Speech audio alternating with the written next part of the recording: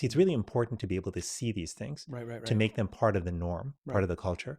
And when we don't see them, then it doesn't become the norm anymore. And then you don't try it, you don't do it. And then it seems strange. And it seems like, I don't know anyone who does that kind of stuff. And so you don't do it. Mm, Right.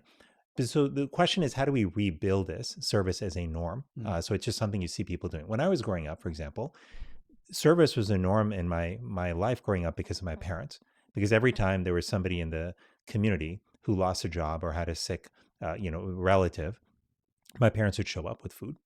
Every time somebody came from India, then my parents were originally from India, and whenever somebody came, somebody even if they didn't know them, but they needed help, my parents would answer the call, mm, right?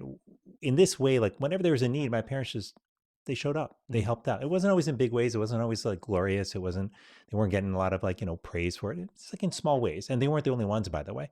I saw as a kid other families showing up too.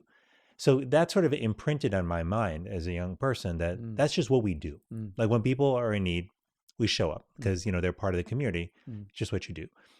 In a similar way, we've got to build that back as the norm.